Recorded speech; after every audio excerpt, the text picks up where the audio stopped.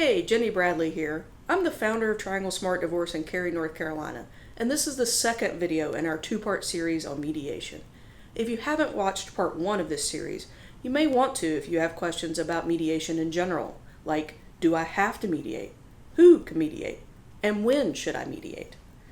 Today in part two, I'm answering some more common questions we get at our office about mediation. The first question is, how long does it take to mediate? Well, that can completely depend upon how complicated your issues are, or how agreeable both sides are. So there's no good, hard and fast answer there.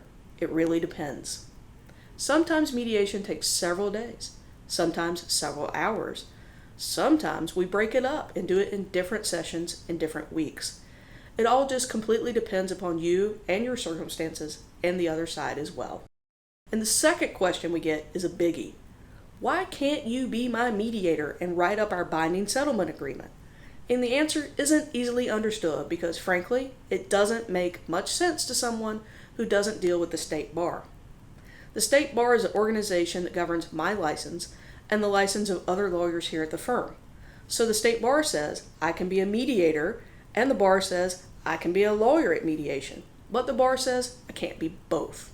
I can't be a mediator for two people and draw up a legal document that will be binding on them as their settlement. Because in that situation, I'm representing both sides of the transaction. And the bar says I can't do that. Because even though you're getting along, and even though you've agreed to everything, you're technically adverse parties when you're divorcing. And I can't represent adverse parties. No mediator can represent adverse parties.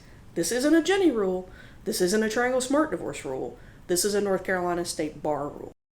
And to make it even more interesting, here's the input from the commission that covers mediators. The mediation board says a mediator cannot write up an enforceable contract because the mediator is not serving as a lawyer in that situation. The mediator is serving as a neutral and not a lawyer. So both boards tell us that we can't write your binding settlement agreement, but both boards tell us what a mediator can do is draw up the terms of a settlement document, not to be signed, not to be notarized, and not to be an enforceable contract, but more of a summary, if you will. A summary of what the parties agreed to at the mediation. And then that summary can be taken to a lawyer to draft up a full and final consent order or separation agreement and property settlement. I know, all that's confusing, and I covered a lot there.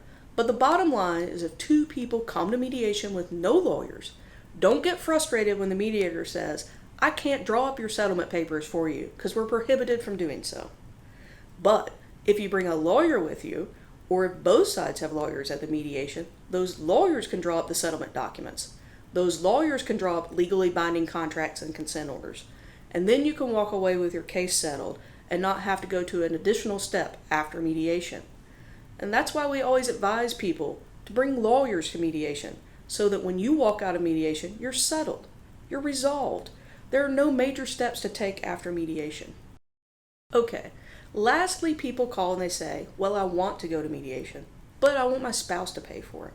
Well, that's fine if you both agree. Most people usually divide the cost of mediation 50-50, or they divide it based upon a percentage of their incomes, or sometimes they agree to use a marital asset to pay for it. But if you and your spouse agree that the other spouse is going to pay for all the mediation, that's fine. It doesn't matter to the mediator.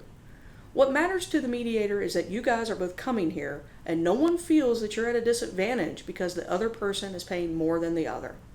And that the person who's not paying doesn't abuse the system because they don't have any proverbial skin in the game, or they waste a lot of time at the mediation just to run up the other side's bill.